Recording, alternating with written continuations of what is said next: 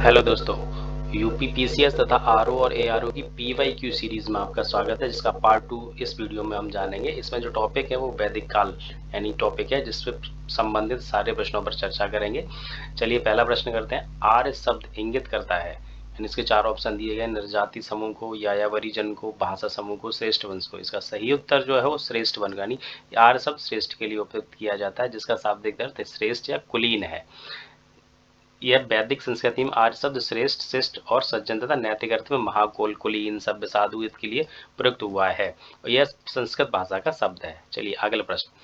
क्लासिकीय संस्कृति में आर्य शब्द का अर्थ है, यानी क्लासिकीय संस्कृति में, इसमें चार ऑप्शन दिए गए। ईश्वर में विश्वासी, एक वंशानुगत जाति, किसी विशेष धर्म में विश्वास रखने वाला, एक उत्तम व्यक्ति।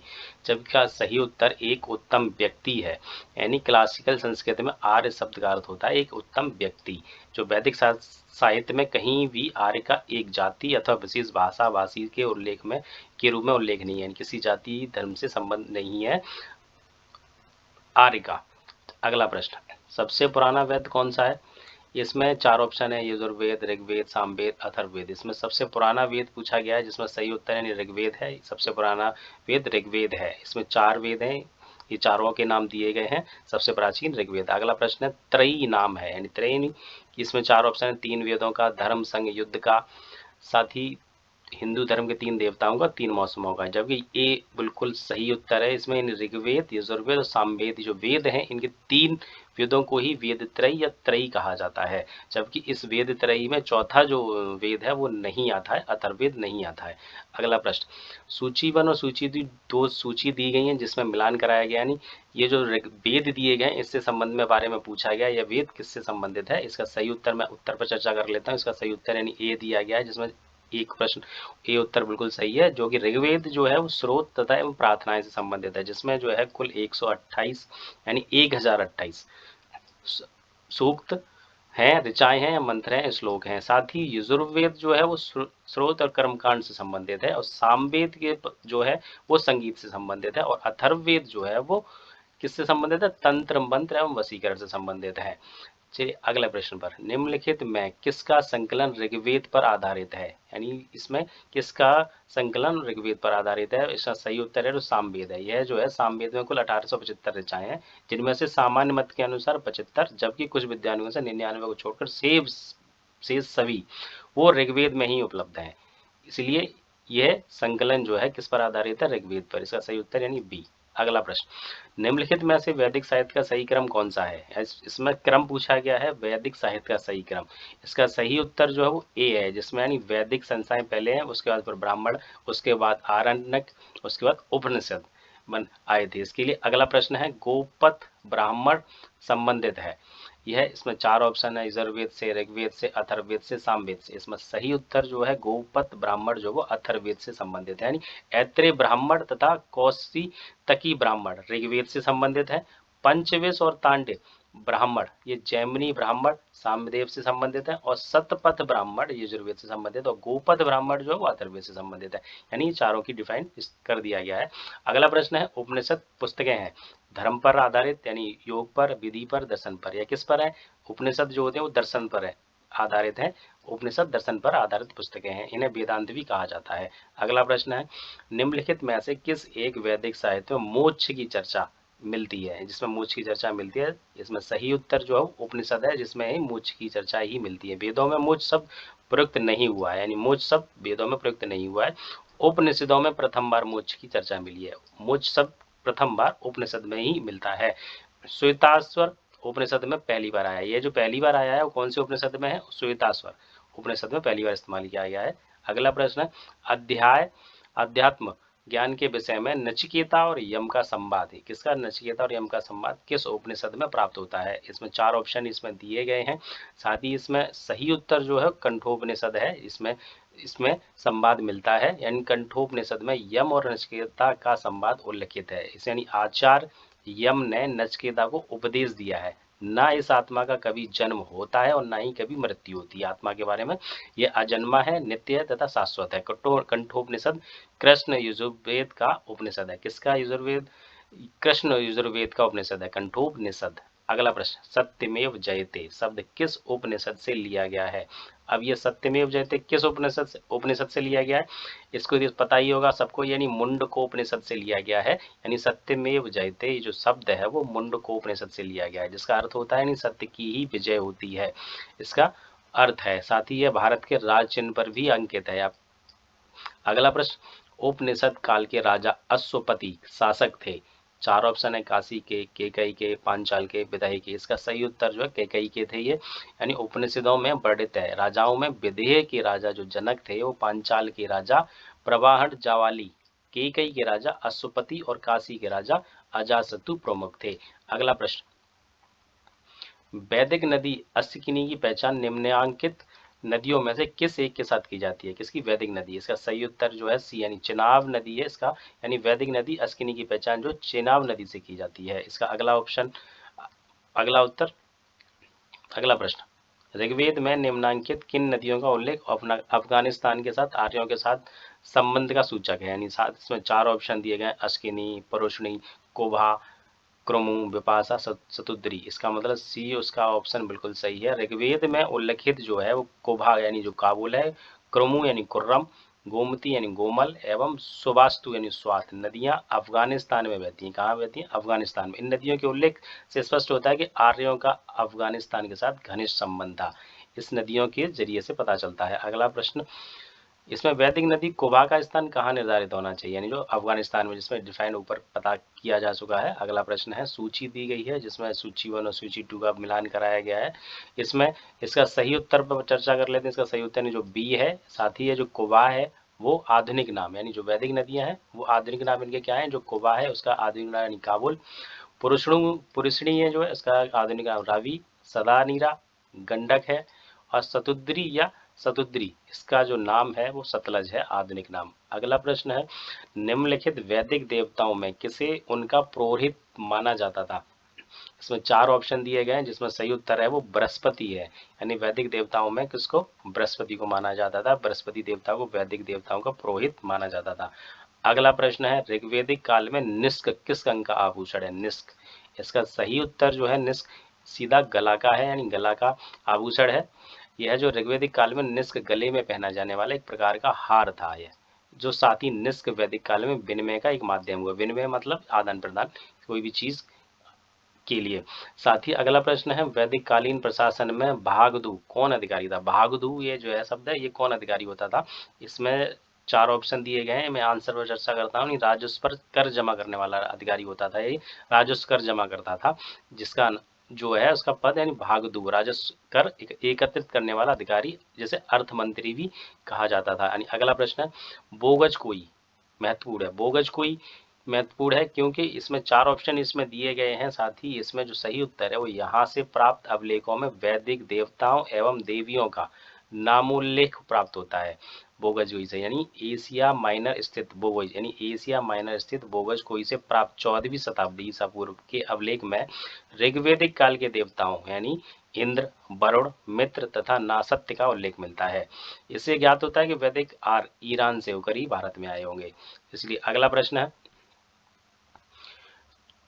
निम्नलिखित में से किसने आर्यों के आदि देश के बारे में लिखा था? इसमें चार ऑप्शन है, यानी इसका सही उत्तर बाल गंगाधर तिलक है। यानी बाल गंगाधर तिलक ने आर्यों के आदि देश के बारे में लिखा था। किसने लिखा था? बाल गंगाधर तिलक ने। तिलक ने यह मत व्यक्त किया था कि आर्यों का आदि देश जो है उत्तरी ध्रुव था। यानी किसने किया? बाल गंगाधर तिलक ने। किंतु तिलक का यह मत इतिहासकारों में मान्य नहीं है, उन्होंने मन ही मान्य किया। इसलिए अगला प्रश्न, जिस ग्रंथ में पुरुष मेध का उल्लेख हुआ है वह है, जिसमें चार ऑप्शन है, कृष्ण यजुर्वेद, शुक्ल यजुर्वेद, शतपथ ब्राह्मण, पंचविश ब्राह्मण। इसका सही जो उत्तर है वो कंफ्यूजन में, इसका जो है पुरुषमेध जो है वो एक प्रमुख यज्ञ है, जबकि यह शुक्ल यजुर्वेद के तीसरे अध्याय, कृष्ण यजुर्वेद यानी शुक्ल यजुर्वेद के शतपथ ब्राह्मण तथा कृष्ण यजुर्वेद के तैत्रीय ब्राह्मण में वर्णित है।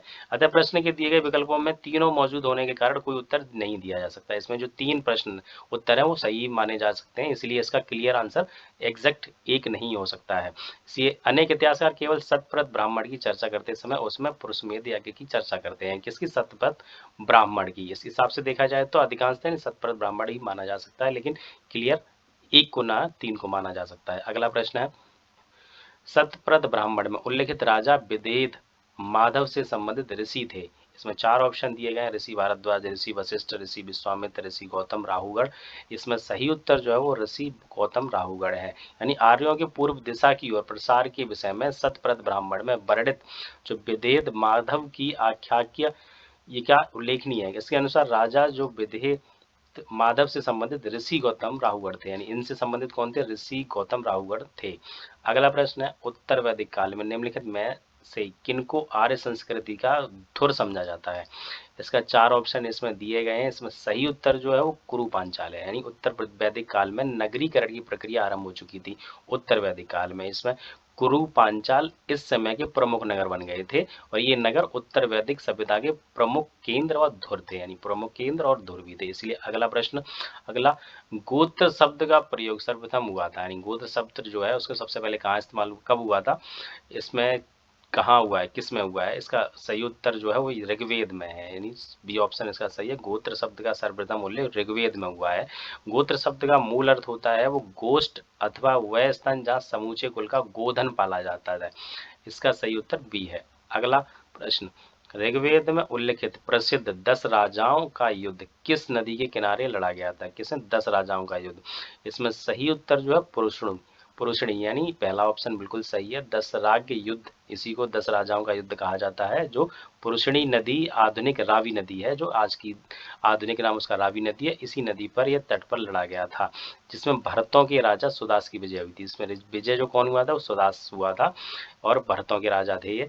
इसलिए इसका उत्तर सही ए है। अगला प्रश्न है, निम्न में से किस नदी को ऋग्वेद में मातेतमा यानी देवीतमा एवं नदीतमा संबोधित किया गया? किसमें? ऋग्वेद में। इसका सही उत्तर है जो सरस्वती है। सरस्वती को ही ये तीनों उपाधि दी गई है, मातेतमा, देवीतमा और नदीतमा। किस नदी को? सरस्वती नदी को। इसका सही उत्तर बी है। अगला प्रश्न है, उस जनजाति का नाम बतलाइए जो ऋग्वेदिक आर्यों के पंचजन से संबंधित नहीं है। इसमें 4 ऑप्शन है, यजु, पुरु, तरवसु, किक्कड़। जैसे दिख रहा है, इसमें चौथा ऑप्शन जो है किक्कड़, यह जो है इससे संबंधित नहीं है। ऋग्वेदिक आर्यों के प्रवचन में यदु, पुरु, अनु, तरवसु शामिल थे, जबकि किक्कड़ इनसे संबंधित नहीं है। अगला प्रश्न, प्राचीन काल में आर्यों के जीविकोपार्जन का मुख्य साधन क्या था? यानी प्राचीन काल में आर्य जो थे उनका क्या साधन था? इसमें 4 ऑप्शन दिए गए, जिसका पहला ऑप्शन कृषि है। यही उत्तर इसका सही है। आर्य संस्कृति मूलतः पशुपालन और कृषि संस्कृति पर ही रही है। इसका सही उत्तर यानी कृषि है। अगला प्रश्न है, ऋग्वेद में उल्लेखित यव शब्द किस कृषि उत्पाद हेतु प्रयुक्त किया गया? यव जो है किससे संबंधित है? इसका सही उत्तर जौ है। यह जो है किससे संबंधित? जौ से। ऋग्वेदिक में उल्लेखित यव शब्द जो है वो जौ से संबंधित है। अगला प्रश्न है, किस वेद में सभा और समिति को प्रजापति की 2 पुत्रियां कहा गया है? सभा और समिति को, इसमें सही उत्तर जो है वो चौथा यानी अथर्ववेद में सभा और समिति को प्रजापति की 2 पुत्रियां कहा गया है। अगला प्रश्न है, आयुर्वेद अर्थात जीवन का विज्ञान का उल्लेख सर्वप्रथम मिलता है। यानी आयुर्वेद अर्थात जीवन का विज्ञान का उल्लेख सर्वप्रथम कहाँ मिलता है? इसमें 4 ऑप्शन दिए गए। इसमें सही उत्तर जो अथर्ववेद है, अथर्ववेद में मिलता है। अथर्ववेद में सामान्य मनुष्यों के विचारों और अंधविश्वासों का विवरण मिलता है। अंधविश्वासों से तंत्र मंत्र की विद्या अथर्ववेद में। इससे विधि, विषयों और रोग निवारण, समन्वय, राजभक्ति, विवाह, प्रणय गीतों आदि के विवरण भी सुरक्षित है। किसमें? अथर्ववेद। इसका सही उत्तर डी है। अगला प्रश्न है, ऋग्वेद काल में जनता निम्न में से मुख्यतः किस में विश्वास करती थी? इसमें 4 ऑप्शन दिए गए हैं, जिसमें सबसे सही उत्तर जो है वो बलि एवं कर्मकांड है। यानी ऋग्वेद में जो था वो पहले बलि और कर्मकांड पर ही विश्वास करती थी, जिसमें बलि और कुछ कर्मकांड निहित थे। वैदिक देवता देवताओं की प्रार्थना भी करते थे। इसलिए सही उत्तर इसका डी बिल्कुल सही है। अगला प्रश्न है, ऋग्वैदिक धर्म था जो क्या था? बहुदेववादी था, एकेश्वरवादी था, अद्वैतवाद था, यानी निवृत्त मार्गी था। इसका सही उत्तर जो है बहुदेववादी था, यानी बहुदेवता थे, यानी बहुदेवता। यानी ऋग्वेद में हमें प्रथम दृष्टता बहुदेववाद के दर्शन होते हैं। यानी आर्य विभिन्न देवताओं के अस्तित्व में थे, एक में नहीं, एक के नहीं, विभिन्न देवताओं के अस्तित्व में विश्वास करते थे। इसमें कई यानी वैदिक देवताओं में 3 वर्ग थे। यानी ध्रुस्थान आकाश के देवता अलग थे, यानी अंतरिक्ष के देवता अलग थे, पृथ्वी के देवता अलग। यानी 3 कैटेगरी में ये देवताओं का वर्णन मिलता है इस कैटेगरी में। इस प्रश्न का सही उत्तर जो है ए बिल्कुल बहुदेववादी सही है। अगला प्रश्न है, सर्वाधिक ऋग्वेदिक सूक्त समर्पित है इसमें 4 ऑप्शन दिए गए, अग्नि को, इंद्र को, रुद्र को, विष्णु को। इसका सही उत्तर इंद्र है। इसका मतलब इंद्र को दिया गया। ऋग्वेद में इंद्र का वर्णन सर्वाधिक प्रतापी देवता के रूप में किया गया है, यानी अगर सबसे प्रतापी राजा वो देवता दिखाया गया है वो इंद्र दिखाया गया है। किसमें? ऋग्वेद में। जिसमें 250 सूक्त समर्पित किसके लिए? इनके लिए समर्पित है। यानी ऋग्वेदिक काल में सर्वाधिक लोकप्रिय देवता भी यही है। इंद्र को ही आर्यों का युद्ध नेता तथा वर्षा का देवता माना गया है। वर्षा का देवता भी माना गया है। किसमें? ऋग्वेद में। ऋग्वेद में अग्नि को 200 सूक्त समर्पित है, यानी अग्नि के लिए 200 सूक्त समर्पित हैं। इंद्र देवता के बाद वह इस काल के सर्वाधिक महत्वपूर्ण देवता है, यानी इंद्र देवता के लिए 250 सूक्त और अग्नि देवता के लिए 200 सूक्त समर्पित हैं। इसका सही उत्तर बी बिल्कुल सही है। अगला प्रश्न, इसमें टॉप नोट दिया गया है, निम्नलिखित में से किसे ऋग्वेद में युद्ध देवता समझा जाता था? यानी युद्ध देवता को भी इंद्र को समझा जाता था। अगला प्रश्न है, ऋग्वेद में सर्वाधिक संख्या में मंत्र संबंधित है। मंत्र संबंधित है किससे? यानी इसका सही उत्तर अग्नि से है, वरुण से है, विष्णु से है, यम से है। यानी ऋग्वेद में जो मंत्र संबंधित है वो ए, उसका उत्तर अग्नि से है। यानी सही उत्तर यह है, ऋग्वेद में जो सर्वाधिक संख्या में मंत्र हैं वो इंद्र को समर्पित हैं, किंतु वह इस प्रश्न के विकल्प में नहीं है, इसलिए इसका सही उत्तर जो है अग्नि है। अगर इस में विकल्प में इंद्र होते तो उसका उत्तर इंद्र होता, जबकि सेकंड ऑप्शन इसमें अग्नि दिया गया है तो इसका उत्तर का, यानी इस प्रश्न का उत्तर बिल्कुल ए सही है। जबकि दूसरे स्थान पर अग्नि आता है जिसमें 200 मंत्र इनके लिए समर्पित है, जबकि इंद्र देवता के लिए 250 मंत्र समर्पित है। अगला प्रश्न, वैदिक देवता इंद्र के विषय में निम्नलिखित कथनों पर विचार कीजिए तथा नीचे गए कूट से सही उत्तर दीजिए। इसमें 4 जो है ऑप्शन दिए गए। झंझावत के देवता पापियों को दंड देते थे। तीसरा, नैतिक व्यवस्था के संरक्षक थे, वर्षा के देवता थे। यानी वैदिक देवता इंद्र के विषय में ये पूछा गया है, जिसमें सही उत्तर जो है डी है, यानी पहला और चौथा सही है। जो झंझावत के देवता थे और साथ ही वर्षा के देवता भी इन्हीं को माना गया है, यानी इंद्र देवता को ही माना गया है, जो ऋग्वेद में सबसे ज्यादा प्रचलित है, देवता के रूप, प्रतापी देवता के रूप में किया गया है, जिनके 250 सूक्त समर्पित है, जो अभी इससे संबंधित बात हो चुकी है। अगला प्रश्न है,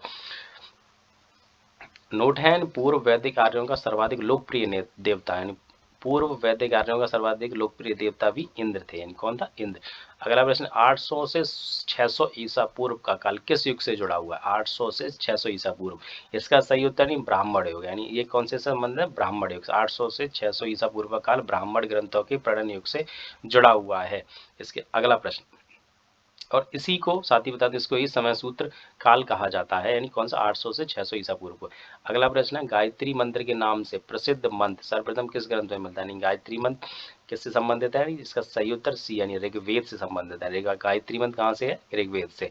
गायत्री मंत्र ऋग्वेद में उल्लिखित है। इसके रचनाकार जो है वो कौन है? विश्वामित्र। यह सवित्र यानी सूर्य देवता को समर्पित है। किसको समर्पित है? सूर्य देवता को समर्पित है। और ये कहाँ मिलता है? यह मंत्र ऋग्वेद के तृतीय मंडल में वर्णित है। अगला प्रश्न है, सर्ग, प्रतिसर्ग, वंश, मनवंतर और वंशानुचरित संकेतक हैं, किसके संकेतक हैं? यह जो संकेतक है वो सही उत्तर पुराणों के, यानी किसके? पुराणों के संबंधित है। पुराणों में 5 प्रकार के विषयों का वर्णन सिद्धांत इस प्रकार है, यानी 5 प्रकार के, यानी सर्ग, प्रतिसर्ग, वंश, मनवंतर तथा वंशानुचरित। इससे संबंधित इसका प्रश्न का उत्तर सही बी, यानी पुराणों से संबंधित है। बी आंसर बिल्कुल सही है। अगला प्रश्न है, पुराणों की संख्या है, यानी पुराण कितने हैं? पुराणों की संख्या, इसमें 4 ऑप्शन दिए गए, जैसे 16, 18, 19, 21 दिए गए। सही उत्तर जबकि 18 पुराण जो है, पुराणों की संख्या केवल 18 है, क्लियर है, जो जिनकी रचना लौहमर्ष ऋषि और उनके पुत्र उग्रश्रवा द्वारा की गई है। यानी जो पुराणों की संख्या है वो 18 है, इनकी रचना लौहमर्ष ऋषि और उनके पुत्र उग्रश्रवा द्वारा की गई है। अगला प्रश्न है, महाभारत मूलतः किस रूप में जानी जाती है? इसका 4 ऑप्शन है, भरत कथा, ब्राह्मण, भरत संहिता, जय संहिता। इसका सही उत्तर जो जय संहिता के नाम से के रूप में जानी जाती है। महाभारत के प्रारंभिक रचना काल में 8800 श्लोक थे। पहले कितने थे? 8800 श्लोक, जिसे जय संहिता के नाम से जाना जाता था। महाभारत का दूसरा संस्करण भारत था, जिसमें श्लोकों की संख्या 24,000 थी। वर्तमान भारत में 1 लाख श्लोक प्राप्त हैं। अब जो है महाभारत में 1 लाख श्लोक प्राप्त हैं। इसका अंतिम संस्करण है जो जिसे सप्तशस्त्री संहिता या महाभारत कहा गया है, लास्ट में, जिसमें श्लोक 1 लाख हैं। इसका सही उत्तर डी है। अगला प्रश्न, ऋग्वेद की मूल लिपि थी, इसकी जो है ऋग्वेद की मूल लिपि क्या थी? इसमें 4 ऑप्शन दिए गए। इसका सही उत्तर जो डी है, यानी ब्राह्मी है। इसकी ऋग्वेद की मूल लिपि क्या थी? ब्राह्मी थी। ऋग्वेद में कुल 10 मंडल हैं, 1028 सूक्त हैं। और ऋग्वेद के पुरोहित को जो होत्रा कहते हैं, यानी होत्रा कहा जाता है।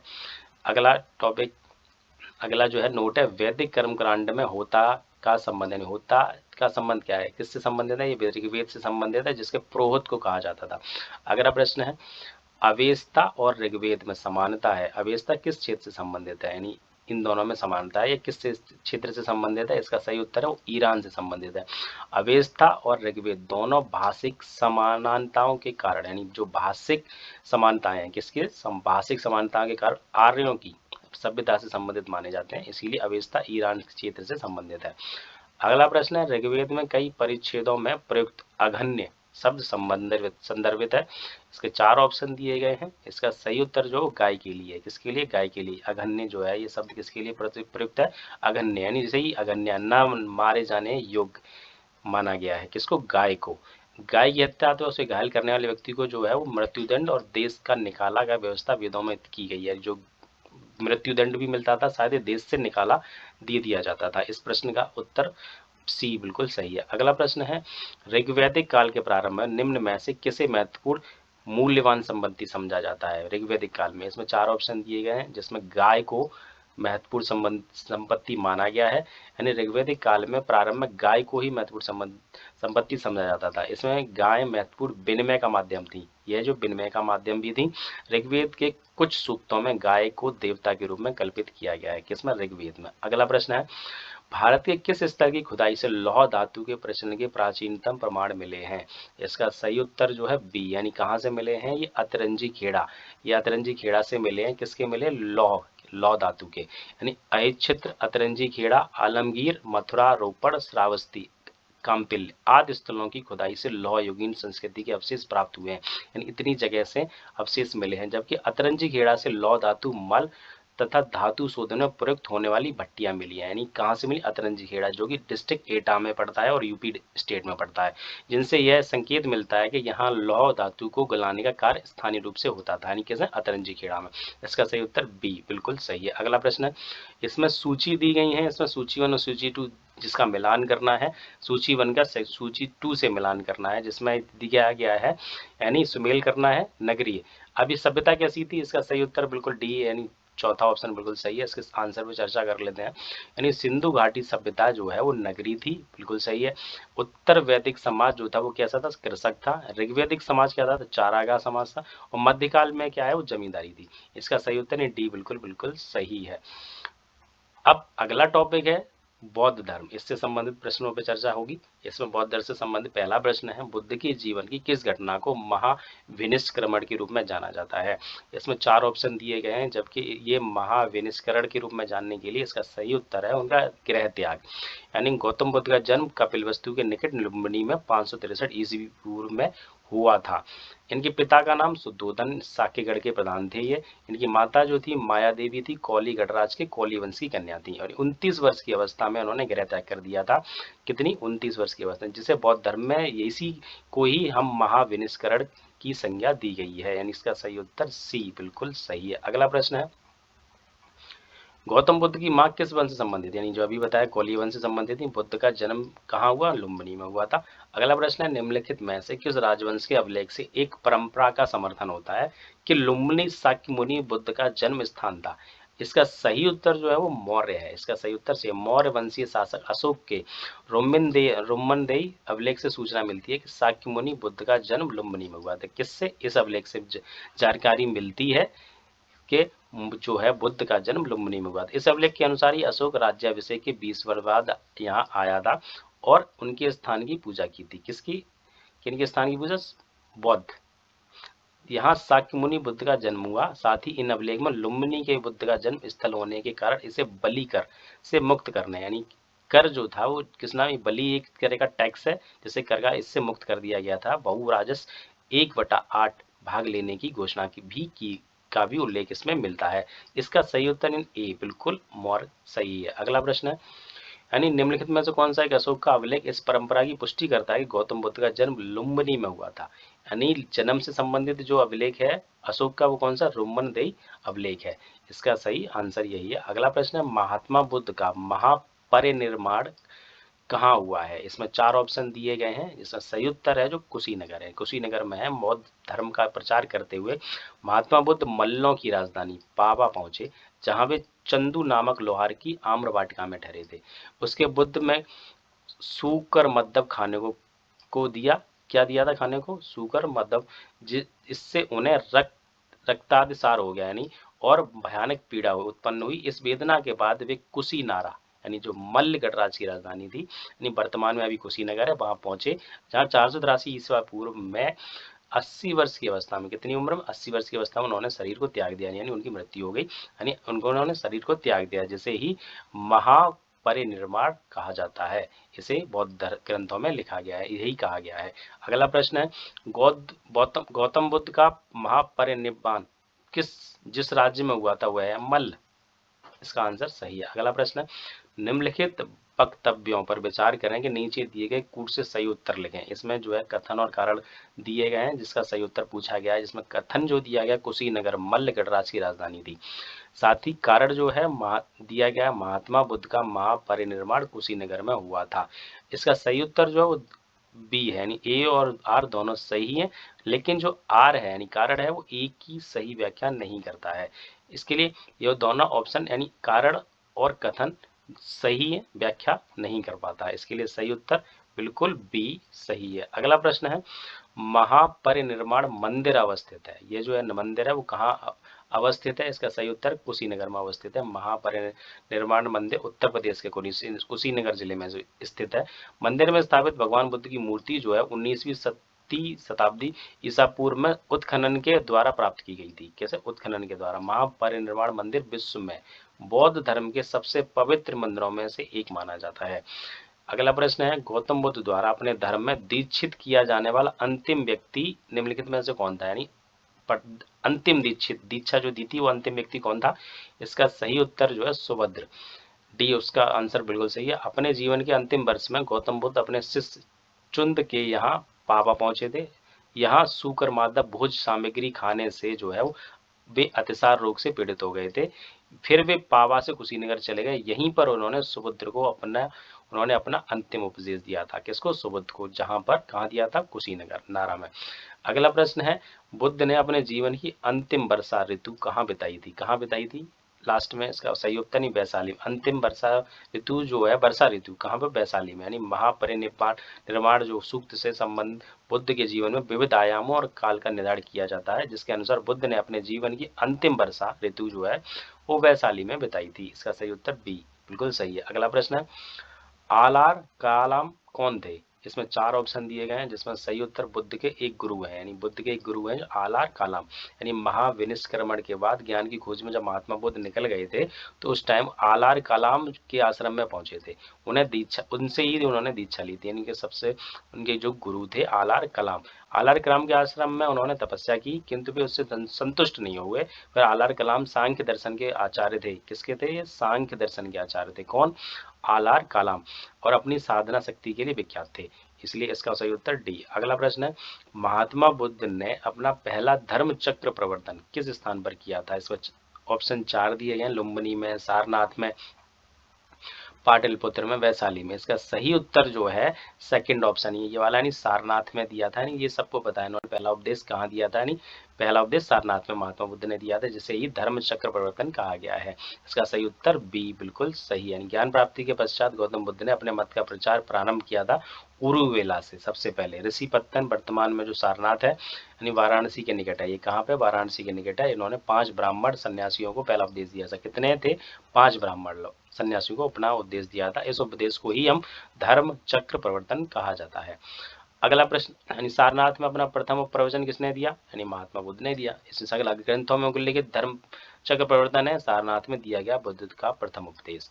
अगला प्रश्न है, भारतीय कला में बुद्ध के जीवन की किस घटना का चित्रण मृग सहित चक्र द्वारा हुआ है? इसमें 4 ऑप्शन दिए गए हैं। इसमें सही उत्तर है प्रथम उपदेश।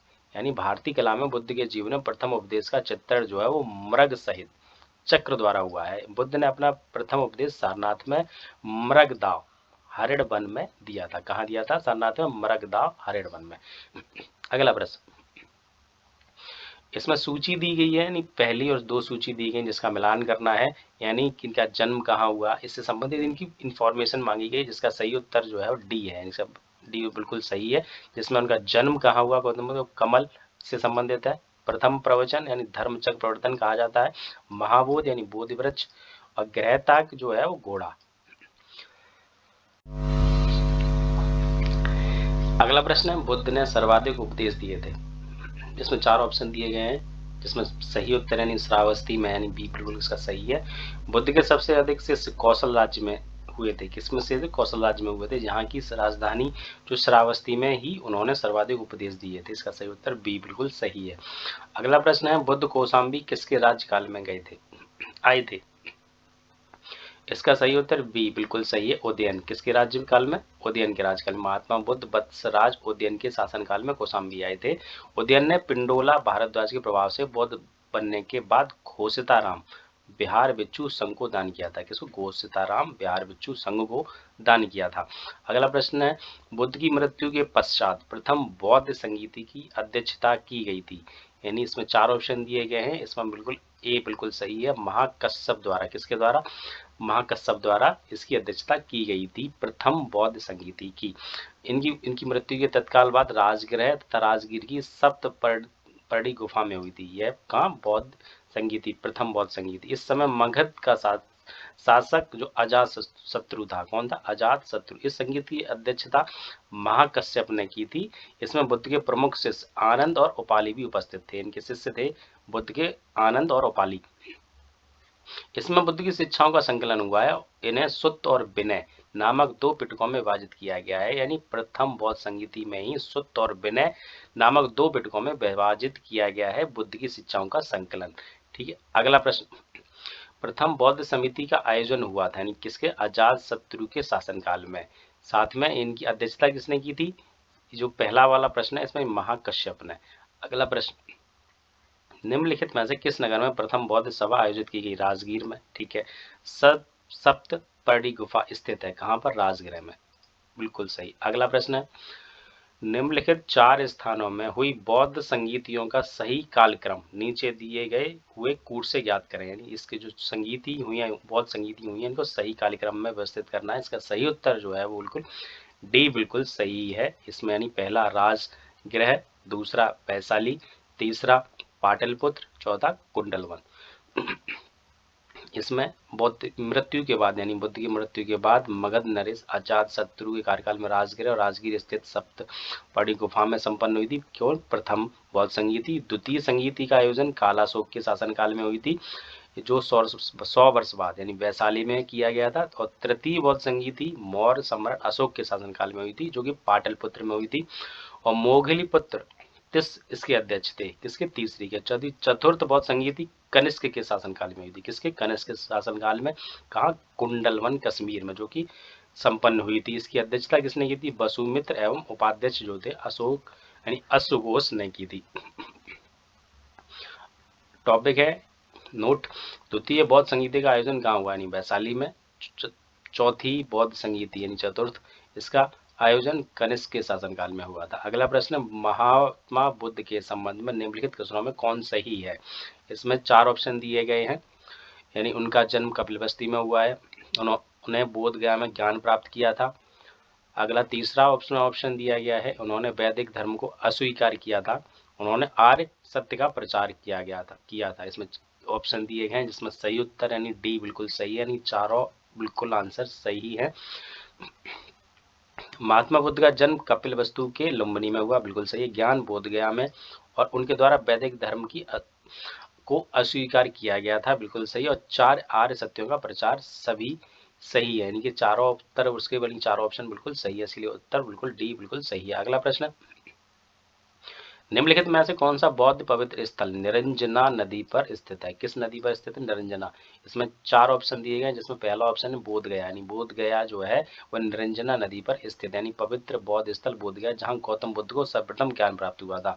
कौन सा? निरंजना नदी पर स्थित है। ये आधुनिक फाल्गु नदी को ही पूर्व में निरंजना के नाम से जाना जाता। आधुनिक इसका नाम क्या है? फाल्गु नदी, और ये पूर्व में से निरंजना के नाम से जाना जाता है। यह नदी 2 छोटी धाराओं निरंजना और मोहना के मिलने के बाद बनती है। किसकी धाराओं से बनती है? निरंजना और मोहना के मिलने के बाद यह नदी बनती है। अगला प्रश्न है, बुद्ध के उपदेश किससे संबंधित है? इसमें 4 ऑप्शन दिए गए हैं, जिसमें चौथा ऑप्शन जो है बिल्कुल सही है, आचरण की शुद्धता व पवित्रता से संबंधित है। यानी महात्मा बुद्ध के उपदेश जो है वो आचरण की पवित्रता एवं शुद्धता से संबंधित हैं। इनके उपदेशों में आत्मा संबंधी विवाद नहीं है। यानी धार्मिक कर्म कांडों की बुद्ध ने आलोचना की है। जो कर्मकांड धार्मिक होते हैं उनकी आलोचना की है, उनकी बुराई की है। अगला प्रश्न, निम्नलिखित में से कौन बुद्ध के जीवन काल में ही संघ प्रमुख होना चाहता था? उनके काल में ही संघ प्रमुख बनना चाहता था। इसमें सही उत्तर है देवदत्त। यानी देवदत्त बुद्ध का चचेरा भाई था। वह अपने उनका अनुगत बना और उनका विरोधी बन गया। गौतम यानी बुद्ध संघ से बुद्ध को हटाकर स्वयं संघ का प्रधान बनना चाहता था, इसीलिए उसने बुराई करना स्टार्ट कर दिया। उसे इसमें सफलता नहीं मिली। वस्तुतः देवदत्त उसी दिन से संघ का प्रधान बनने की सोचने लगा था जब वह बिच्छू बना था। कब से?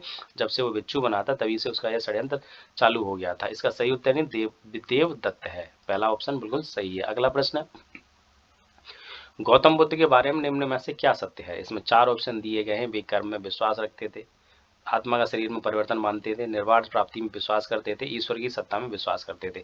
इसमें सही उत्तर जो है, इसमें 4 ऑप्शन दिए गए, इसका सही उत्तर क्लियर नहीं कहा जा सकता क्योंकि इसके चारों ऑप्शनों पे विश्वास किया जा सकता है। नहीं, महात्मा बुद्ध कर्म सिद्धांत पे विश्वास करते थे, यानी जो है कर्म विश्वास पर विश्वास करते थे। आत्मा में विश्वास न करते हुए पुनर्जन्म में विश्वास करते थे, यानी आत्मा का शरीर में परिवर्तन मानते थे। ये जो है आत्मा में विश्वास न करते, साथ ही पुनर्जन्म में भी विश्वास करते थे। और बुद्ध के अनुसार चरित्र कर्म का पुनर्जन्म होता है, जो है कर्म के अनुसार ही पुनर्जन्म मिलता है, ये उनका विश्वास था। ये निर्वाण प्राप्ति में ही विश्वास करते थे, किंतु ईश्वर की सत्ता में विश्वास नहीं करते थे। अब जबकि ये चौथा ऑप्शन दिया गया, ईश्वर की सत्ता में विश्वास करते थे, जो कि ये गलत है, जबकि वो ईश्वर की सत्ता में विश्वास नहीं करते थे। इसलिए कथन 1 और 3 सही है, जबकि जो किसी विकल्प में नहीं है। साथ ही ये जो 4 ऑप्शन दिए गए हैं, इसमें ए, बी और सी और डी, इसमें जो है वो सही 1 और 3 नहीं है, जिस वजह से इसका आंसर नहीं लिखा गया है, ये संशय में है, इसीलिए इसका उत्तर नहीं लिखा गया है। अगला प्रश्न, बौद्ध संघ में भिक्षुड़ी के रूप में स्त्रियों के प्रवेश की अनुमति बुद्ध द्वारा दी गई थी। यानी भिक्षुड़ी के रूप में स्त्रियों के प्रवेश की अनुमति दी गई थी। इसमें सही उत्तर है वैशाली में, यानी बी ऑप्शन इसका सही है। अपने प्रिय से किसके कहने पर? आनंद के कहने पर बुद्ध ने वैशाली में स्त्रियों को बौद्ध संघ में भिक्षुड़ी के रूप में प्रवेश की अनुमति प्रदान की थी। किसके कहने पर? अपना जो उनका शिष्य था आनंद, उनके कहने पर ही परमिशन दी गई थी। बौद्ध संघ में सर्वप्रथम शामिल होने वाली स्त्री कौन थी? स्त्री महाप्रजापति गौतमी थी। यानी इसकी जो पहली महिला जो शामिल हुई थी वो महाप्रजापति गौतमी थी। अगला प्रश्न है, त्रिपिटक क्या है? इसमें 4 ऑप्शन दिए गए हैं, जिसे चौथा ऑप्शन डी ऑप्शन बिल्कुल सही, युद्ध के उपदेशों का संग्रह। जो त्रिपिटक है वो बुद्ध के उपदेशों का संग्रह है, सर्वाधिक महत्वपूर्ण है। बुद्ध की मृत्यु के बाद उनकी शिक्षाओं को संकलित कर 3 भागों में बांटा गया है, जिसमें त्रिपिटक कहते हैं। जैसे त्रिपिटक कहते हैं, इसमें विनय पिटक जिसमें संघ संबंधी नियम और आचार की शिक्षाएं हैं, और दूसरा सुत्त पिटक जिसमें धार्मिक सिद्धांत है, तीसरा अभिधम्म पिटक जिसमें दार्शनिक सिद्धांत है। 3 पिटक त्रिपिटक कहते हैं, इसीलिए सही उत्तर इसका डी बिल्कुल सही है। अगला नोट है, निम्नलिखित में से किस बौद्ध ग्रंथ में संघ जीवन के नियम प्राप्त होते हैं? संघ जीवन के नियम प्राप्त होते हैं, तो वो है विनय पिटक।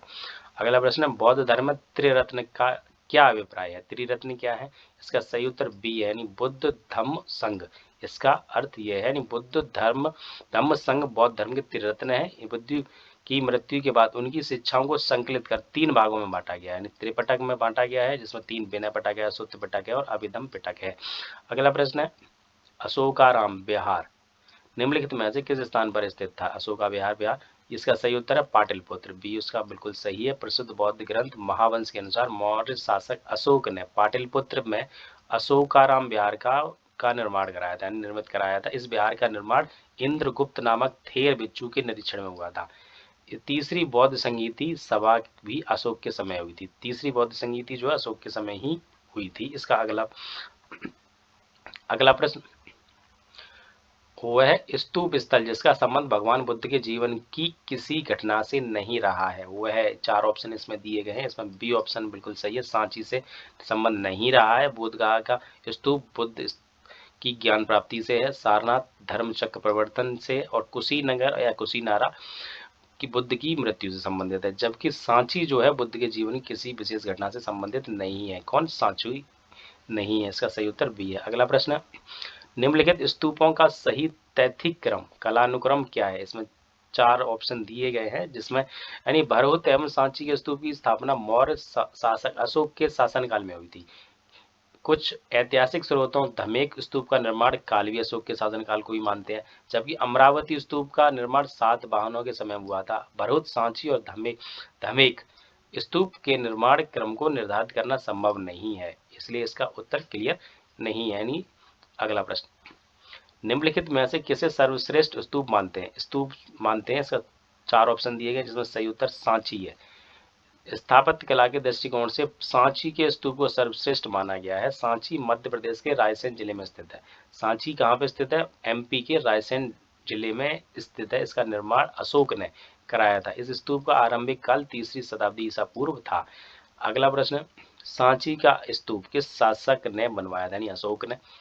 अगला प्रश्न है, संसार, अस्थर और क्षणिक है का निम्न में से किससे संबंधित है? इसका सही उत्तर बौद्ध है। यानी जो संसार है वो अस्थर और क्षणिक है। बौद्ध दर्शन में क्षणिकवाद को स्वीकार किया गया है। बुद्ध ने स्वयं को अनित्यवाद के सिद्धांत का प्रतिपादन किया है, जो बौद्धोत्तर दर्शन में अस्तित्व में आया था। यानी क्षणिकवाद के अनुसार विश्व की प्रत्येक वस्तु का अस्तित्व क्षण मात्र के लिए ही रहता है। जिस प्रकार नदी की एक बूंद एक क्षण के लिए सामने आती है और दूसरे क्षण में विलीन हो जाती है, उसी प्रकार जगत की समस्त वस्तुएं क्षण मात्र के लिए ही अपना अस्तित्व कायम रखती हैं। इसका सही उत्तर ए यानी बौद्ध बिल्कुल सही है। अगला प्रश्न, निम्नलिखित में से किसे एशिया के ज्योतिपुंज के तौर पर जाना जाता है? ज्योतिपुंज के रूप में। इसमें 4 ऑप्शन दिए गए हैं, जिसमें सही उत्तर जो है गौतम बुद्ध हैं। इनको ही ज्योतिपुंज के तौर पर जाना जाता है। गौतम बुद्ध के जीवन पर एडविन अर्नाल्ड ने द लाइट ऑफ एशिया नामक एक काव्य पुस्तक की रचना की है। किसने की? एडविन अर्नाल्ड ने द लाइट ऑफ एशिया। अगला प्रश्न है, मिलिंद पन्ह राजा मिलिंद और एक बौद्ध भिक्षु के मध्य संवाद रूप है, जिसमें वह भिक्षु थे। इसका सही उत्तर जो है नागसेन यानी बी बिल्कुल सही है। पाली ग्रंथ है ये। मिलिंद पन्ह में बौद्ध भिक्षु नागसेन तथा हिंद यवन शासक मेनांडर मिलिंद के मध्य संवाद है। इनके बीच एक प्रश्न उत्तर की श्रृंखला है जो इसमें संकलित है मिलिंद पन्ह में। अगला प्रश्न है, सर एडविन अर्नाल्ड की पुस्तक द लाइट ऑफ एशिया आधारित है। इसका सही उत्तर है ललित विस्तार पर। किस पर आधारित है? ललित विस्तार पर आधारित है, विषय वस्तु पर आधारित। इस पुस्तक का प्रकाशन जो 1879 ईस्वी में लंदन में किया गया था। कहाँ? लंदन में किया गया था। अगला प्रश्न, बौद्ध धर्म के महायान और हीनयान संप्रदायों में सर्वाधिक मौलिक अंतर निम्नलिखित में से कौन सा है? इसमें सही उत्तर जो जाति रहित समाज में, इनमें जो अंतर है उस जाति रहित समाज यानी हीनयान और महायान संप्रदायों में सर्वाधिक मौलिक अंतर देवी देवताओं की पूजा था। हीनयान में बुद्ध को एक महापुरुष माना जाता था, जबकि महायान में उन्हें देवता माना गया। उनकी पूजा की जाने लगी। इसी के संबंध में ही अनेक बौद्ध शक्तियों की पूजा की जाने लगी थी। यानी इसका सही उत्तर जो है वो देवी देवताओं की पूजा है, ना कि जाति रहित समाज है। ये गलत है जो मैंने बताया, जो कि सही उत्तर इसका सही है, देवी देवताओं की पूजा है। अगला प्रश्न, देश में निम्न में से किसने मूर्ति पूजा की नींव रखी? इसमें 4 ऑप्शन दिए गए हैं। इसका सही उत्तर बौद्ध धर्म है। बौद्ध धर्म ने इसका उपरोक्त में से सर्वप्रथम मूर्ति पूजा की नींव बौद्धों के द्वारा रखी गई थी। यानी मूर्ति पूजा जो है बौद्धों के द्वारा रखी गई थी। महायानियों ने सर्वप्रथम बुद्ध की प्रतिमा स्थापित करके पूजा आरंभ की थी। यानी किसकी मूर्ति पहले बनाई गई थी? बुद्ध की। इसका सही उत्तर बी, बौद्ध धर्म सही है। अगला प्रश्न, बुद्ध की खड़ी प्रतिमा निम्न में से किस काल में बनाई गई? खड़ी प्रतिमा किस काल में बनाई गई? इसके 4 ऑप्शन दिए गए, जिसमें सही उत्तर है कुषाण काल। यानी बी ऑप्शन इसका बिल्कुल सही है, यानी कुषाण काल में बनाई गई थी किसकी? बुद्ध की खड़ी हुई प्रतिमा, जो कि कुषाण काल में गांधार और मथुरा कला की शैली के तहत, किसकी शैली? गांधार और मथुरा कला शैली के तहत एवं बोधि शक्तियों की बहुसंख्यक मूर्तियों का बैठी एवं खड़ी स्थिति में निर्माण हुआ था। अगला प्रश्न है, भूमि स्पर्श मुद्रा की सारनाथ बुद्ध मूर्ति संबंधित है। यानी भूमि स्पर्श, इसमें सही उत्तर है गुप्त काल से। यानी डी इसका आंसर बिल्कुल सही है। भूमि स्पर्श मुद्रा की सारनाथ की बुद्ध मूर्ति गुप्त काल से संबंधित है। यानी सारनाथ की ये जो भूमि स्पर्श मुद्रा की जो मूर्ति है वो किससे? गुप्त काल से संबंधित है। इसकी आध्यात्मिक अभिव्यक्ति गंभीर मुस्कान एवं शांत ध्यान मग्न मुद्रा भारतीय कला की सर्वोच्च सफलता का प्रदर्शन करती है। इसका सही उत्तर डी है। अगला प्रश्न है, हीनयान अवस्था का विशालतम एवं सर्वाधिक विकसित शैलकृत चैत्यगृह स्थित है। इसमें 4 ऑप्शन दिए गए हैं जिसमें सही उत्तर है कार्ले में। कहाँ पर? कार्ले में। हीनयान अवस्था का विशालतम एवं सर्वाधिक विकसित शैलकृत चैत्यगृह कार्ले में स्थित है। कहाँ पर? केरल में स्थित है। यह पुणे महाराष्ट्र के मालवा तालुका में स्थित है। यानी कहाँ पर? पुणे महाराष्ट्र, यानी महाराष्ट्र स्टेट है, पुणे इसका डिस्ट्रिक्ट के मालवा तालुका में स्थित है। अगला प्रश्न, निम्नलिखित में से किस शैलकृत गुफा में 11 सिरों के बोधिसत्व का अंकन मिलता है? किस शैलकृत गुफा में 11 सिरों का? इसमें सही उत्तर है कनेरी गुफा, यानी कनेरी गुफाएं महाराष्ट्र में मुंबई शहर का एक प्रमुख पर्यटन स्थल भी है। ये गुफाएं संजय गांधी राष्ट्रीय उद्यान क्षेत्र में स्थित है। ये गुफाएं कहाँ पर है? राष्ट्रीय गांधी राष्ट्रीय उद्यान। प्राचीन अभिलेखों में कानाशैल, कृष्णगिरी, कानागिरी के नाम से उल्लेखित कनेरी बौद्धों का प्रमुख केंद्र था। यानी किस किस नाम से? कानासेल, कृष्णगिरी, कानागिरी। कनेरी में एक ही पहाड़ी में सर्वाधिक संख्या में गुफाओं का निर्माण हुआ। कनेरी की गुफाओं का निर्माण 1ली शताब्दी ईसा पूर्व में किया गया और ये 11वीं शताब्दी ईसा पूर्व तक इस्तेमाल में रही। गुफा संख्या 41 पहले से 23 नंबर क्रमांकित किया गया था। वे अवलोकितेश्वर यानी अवलोकितेश्वर की एक रोचक मूर्ति स्थित है जिसकी 4 भुजाएं और 11 मुख हैं। यह अपनी किस्म की भारत में स्थित एकमात्र मूर्ति है। इस रूप की उपासना चीनी तुर्किस्तान, कंबोडिया तथा जापान में 7वीं और 8वीं सदी में लोकप्रिय थी। इसका सही उत्तर इनका सी बिल्कुल सही है। अगला प्रश्न, वल्लभी विश्वविद्यालय स्थित है। इसका सही उत्तर जो है वो डी बिल्कुल सही है, यानी गुजरात में है। यह प्राचीन काल का वल्लभी विश्वविद्यालय हीनयान बौद्ध धर्म की शिक्षा का पश्चिमी भारत का प्रमुख केंद्र था। यहाँ शैक्षणिक एवं सांस्कृतिक केंद्र गुजरात के कठियावाड़ क्षेत्र में आधुनिक वल नामक स्थान पर वर्तमान में भावनगर जिले का भाग है, ये यहाँ पर स्थित है। इसका सही उत्तर डी है। अगला प्रश्न है, भगवान बुद्ध ने निम्नलिखित 4 आर्य सत्यों का प्रतिपादन किया। इसमें 4 ऑप्शन दिए गए हैं। इसमें सही उत्तर जो है वो ए बिल्कुल सही है, ए डी बी सी बिल्कुल सही है। यानी दुख है, दुख का कारण है, दुख का निरोध है और दुख निरोध का मार्ग है। यानी दुख, संसार में सर्वत्र दुख है, जीवन दुखों एवं कष्टों से पूर्ण है। दुख समुदाय, प्रत्येक वस्तु का कोई ना कोई कारण अवश्य होता है, अतः दुख का भी कारण है। यानी दुख निरोध यानी दुख का अंत संभव है। दुख निरोध गामिनी प्रतिपदा यानी दुख के मूल अविद्या के विनाश का उपाय अष्टांगिक मार्ग है। इसका सही उत्तर जो है वो ए बिल्कुल सही है। अगला प्रश्न, बौद्ध तथा जैन दोनों ही धर्म विश्वास करते हैं कि इसका सही उत्तर ए है, यानी कर्म तथा पुनर्जन्म के सिद्धांत पर है। सही उत्तर है दोनों करते हैं। बुद्ध तथा महावीर दोनों ही 6ठी शताब्दी ईसा पूर्व की धार्मिक क्रांति के अग्रदूत थे। इन दोनों ने वैदिक कर्मकांडों तथा वेदों की अपौरुषेयता का समान रूप से विरोध किया था। यानी अहिंसा तथा सदाचार पर दोनों ने बल दिया और दोनों ही कर्मवाद तथा पुनर्जन्म में विश्वास रखते थे, बौद्ध और जैन धर्म। अगला प्रश्न, बौद्ध दर्शन के अनुसार विचार कीजिए। इसमें कथन और कारण दिए कि पुनर्जन्म नहीं होता है, कारण है आत्मा की सत्ता नहीं है। इसका सही उत्तर डी है, यानी ये गलत है, ए गलत है, किंतु आर बिल्कुल सही, यानी आत्मा की सत्ता नहीं है। यानी प्रत्यय समुत्तवाद ही बुद्ध के उपदेशों का सार है। ब्राह्मण ग्रंथों द्वारा प्रतिपादित वेदों की अपौरुषेयता एवं आत्मा की अमरता के सिद्धांत को उन्होंने स्वीकार नहीं किया, परंतु आत्मा के अस्तित्व को अस्वीकार करने के बावजूद वे पुनर्जन्म और कर्म के सिद्धांत को मानते थे।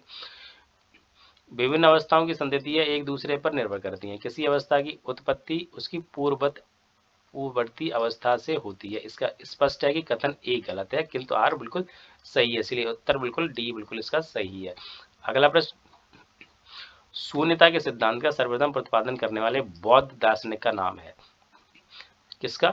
शून्यता के सिद्धांत का। इसका सही उत्तर ए बिल्कुल सही, नागार्जुन ने दिया, यानी माध्यमिक या शून्यवाद मत के प्रवर्तक नागार्जुन है। इनकी प्रसिद्ध रचना जो है माध्यमिक कारिका है, इसे सापेक्षवाद भी कहा जाता है। इनके अनुसार प्रत्येक वस्तु किसी न किसी कारण से उत्पन्न हुई है और वह उस पर निर्भर है। नागार्जुन ने प्रतीय समुत्तवाद को ही शून्यता कहा गया है। किसको? प्रतीत समुत्तवाद को ही। अगला प्रश्न है, बौद्ध धर्म के विषय में कौन सा कथन सही है? इसमें 3 ऑप्शन दिए गए हैं, जिसमें सही उत्तर सी, यानी तीनों ऑप्शन बिल्कुल सही। यानी बौद्ध धर्म में वर्ण व्यवस्था को स्वीकार तो किया गया, लेकिन उससे ब्राह्मण वर्ण की सर्वोच्च सामाजिक स्थिति को स्वीकार नहीं किया गया। बौद्ध धर्म में कुछ शिल्पों को निम्न माना गया है। इसका सही उत्तर सी बिल्कुल सही है। अगला प्रश्न है, बौद्ध धर्म के विस्तार के कारणों में सम्मिलित थे। 5 ऑप्शन इसमें दिए गए हैं जिसमें सही उत्तर यानी 1 2 3 4 बिल्कुल सही है।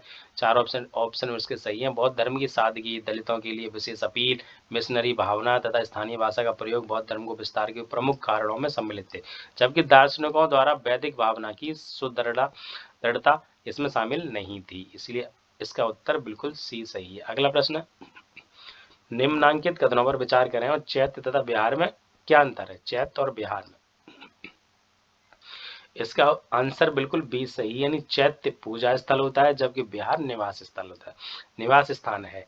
चैत्य का शाब्दिक अर्थ है चिता संबंधी। सप्ताह के पश्चात बचे हुए अवशेषों को भूमि में गाड़कर उनके ऊपर समाधियां बनाई गई हैं, उन्हीं में प्रारंभ में चैत्य स्तूप कहा गया। इन समाधियों में महापुरुषों के धातु अवशेष सुरक्षित हैं तथा चैत्य उपासना के केंद्र बन गए। क्या चैत्र जो है उपासना के केंद्र बन गए। कालांतर में बौद्धों ने इन्हें अपनी उपासना का केंद्र बना लिया। चैत्र ग्रहों के समीप ही भिक्षुओं ने रहने के लिए आवास बनाए गए जिसमें बिहार कहा गया, यानी रहने के लिए जो आवास बनाए गए उन्हें बिहार कहा गया। अगला प्रश्न है, कर मापा लांबा तिब्बत के बुद्ध संप्रदाय किस वर्ग का है, यानी कर मापा लांबा। इसका सही उत्तर जो है वो बी बिल्कुल सही है, कंगयूपा, यानी कर मापा लांबा तिब्बत के बौद्ध संप्रदाय कंगयूपा वर्ग से संबंधित है। इसका सही उत्तर बी बिल्कुल सही है। अगला टॉपिक है जैन धर्म। इससे जैन धर्म से संबंधित प्रश्न है, इस पर चर्चा करेंगे। इसका पहला प्रश्न है, जैन धर्म के संस्थापक हैं। इसके 4 ऑप्शन दिए गए हैं, इसमें ऑप्शन डी बिल्कुल सही है, ऋषभदेव हैं। इन जैन धर्म के मूल संस्थापक प्रवर्तक प्रथम तीर्थकर ऋषभनाथ या आदिनाथ माने जाते हैं। ये जैन धर्म के 24वें तीर्थकर थे। जिन्होंने महावीर स्वामी जो थे वो 24 में थे, और जब ऋषभदेव इनके संस्थापक माने जाते हैं, जिन्होंने छठी शताब्दी ईसा पूर्व में जैन धर्म का प्रसार किया था। दूसरा प्रश्न है, जैन तीर्थकर पार्श्वनाथ निम्नलिखित स्थानों में से मुख्यतः किससे संबंधित है। इसमें 4 ऑप्शन दिए गए हैं। ए यानी वाराणसी बिल्कुल सही है। पार्श्वनाथ 23वें जैन तीर्थकर थे जिनका जन्म वाराणसी के राजा अश्वसेन के यहाँ हुआ। इनकी माता का नाम बामा देवी था और इनका चिन्ह जो है वो सर्प है। इसका सही उत्तर ए बिल्कुल सही है। अगला प्रश्न है, निम्नलिखित में से कौन सा स्थल पार्श्वनाथ से संबंध होने के कारण जैन सिद्ध क्षेत्र माना जाता है। इसमें 4 ऑप्शन दिए गए हैं जिसमें सही उत्तर जो सी है, यानी सम्मेद शिखर। इन जैन धर्म के 23वें तीर्थकर पार्श्वनाथ का परिनिर्माण सम्मेद शिखर पर्वत पर हुआ था, इसी कारण यह जैन सिद्ध क्षेत्र माना जाता है। इसका सही उत्तर सी है। अगला प्रश्न है, सूची दी गई है जिसमें सूची 1 और सूची 2 इसमें तीर्थकर दिए गए, साथ ही प्रतिमा लक्षण इसका मिलान कराया गया है। सीधे आंसर पर चर्चा कर लेते हैं। इसका सही उत्तर ए दिया गया है जिसमें 1 4 3 2 यानी बिल्कुल सही है। जिसमें आदिनाथ है, इनका प्रतिमा लक्षण वृषभ है। मल्लिनाथ है, इनका जल कलश है। पार्श्वनाथ का सर्प है और संभवनाथ का अश्व है। इसका सही उत्तर ए बिल्कुल सही है।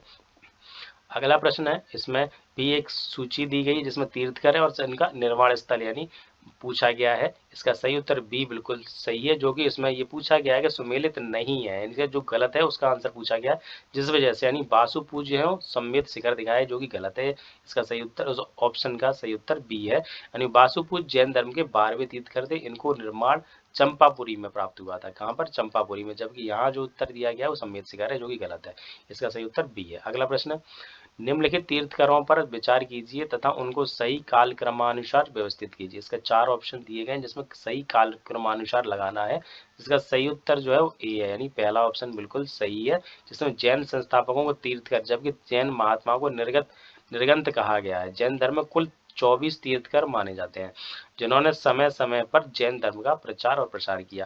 पहले इसमें ऋषभदेव यानी सभी के नाम दिए गए हैं, यानी अजात शत्रु, संभवनाथ, अभिनंदननाथ, सुमितनाथ, पदम प्रभु, सुपार्श्वनाथ, चंद्र प्रभु, पुष्पदंत, शीतलनाथ, श्रेयांसनाथ, बासुपूज्य, विमलनाथ, अनंतनाथ, धर्मनाथ, शांतिनाथ, कुंतुनाथ, अरनाथ, मल्लिनाथ, मुनिश्रोवत, नमिनाथ, नेमिनाथ या अरिष्ट नेमी, पार्श्वनाथ एवं लास्ट 24वें तीर्थ का महावीर स्वामी।